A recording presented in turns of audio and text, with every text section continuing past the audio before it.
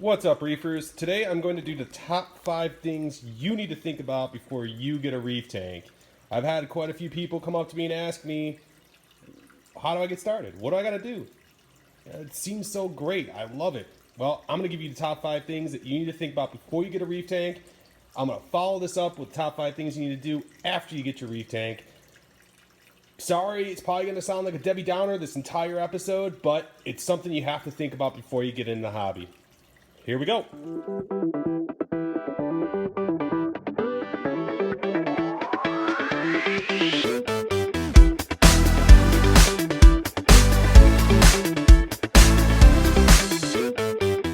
Number 1, expect to fail. I know it sounds a lot worse than maybe it really is, but you're going to lose certain parts of your tank, if not your whole tank. Especially when you're a new reefer, there's so many things that you need to take in consideration, and that's why you're going to lose something. Hopefully it's not your favorite piece, and hopefully it's not your favorite fish, but expect that there's going to be something you put in your tank that is not going to like the environment you gave them. So with that said, don't freak out. It could just be that coral or that fish. If it is that fish, make sure you got a quarantine system. That would be a great thing for you, because chances are if the one fish is sick, you might get all your fish sick. That you don't want. Number 2, this is expensive. There's no way to sugarcoat it. It's very expensive. We spend so many thousands of dollars on these tanks, and during the course of its lifetime, it continuously gets more expensive. You want that new coral, or you want that new fish, or whatever you do, buy that new piece of equipment. It's expensive. There's no way to legitimately start a successful reef tank without putting money into it. Won't happen.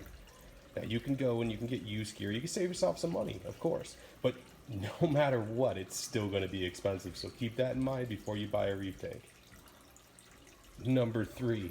This is my favorite. Some people, and myself not included with this because I absolutely love doing it, but some people consider this like a second job.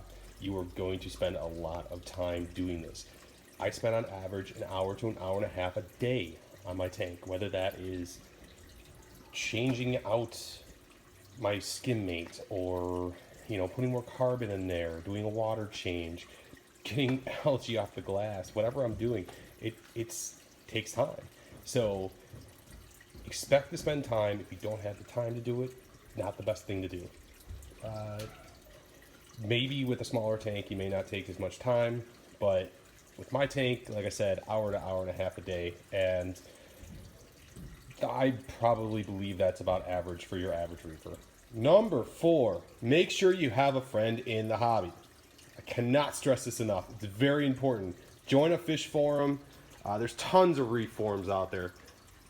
Go to your local fish store. Ask questions. Super important. Ask questions. There's no such thing as a dumb question when it comes to reefing, because there are so many little nuances with this hobby. You will not understand all of it until you've been... Actually, you probably won't ever understand all of it. There's so much trial and error in this hobby that you probably will not understand all of it ever. But with that said, there are knowledgeable people out there that will help you, and there are great local fish stores that are willing to help. Find one. Make sure you get good advice. Number 5, the last one, the most important, patience. Make sure you have it. There's no such thing as instant gratification with a reef tank. Now, the only thing you're going to be instantly gratified with is the fact that you have it. I don't want to be Debbie Downer starting a reef tank. I don't want to steer anybody the wrong way. But it's not all going to happen at once. You're not going to get the corals opening up the way you want to sometimes, or you're not going to get that fish that you want more active sometimes. It happens. You have to be patient. You have to make sure that everything you're doing is consistent. And with that, it's patience. Also, I'm going to end the video with something of some kind of uplifting note, I guess. Having a reef tank is the best thing I've ever done hobby-wise in my life. I absolutely love having a reef tank. It gives me a sense of pleasure when I come down here and something's growing right, or influx of emotions when something goes wrong, it actually entices me to figure out what I'm doing wrong. You know, I've been reefing for quite a while now, roughly, I don't know, like 6 years, 5 years, or something like that. And I still haven't cracked the surface of how to keep a pristine reef tank. And I think the reason for that is I don't know if there is even a such thing. You know, we're trying to mimic ocean environments, and that's just impossible. You're not going to get it the way the ocean is, because the ocean is just, it's perfect little ecosystem, with a few exceptions. But if you're looking to get into reefing, I firmly suggest you do, but keep those 5 things I just said in mind. Make sure that all 5 of them you can handle before you go and purchase.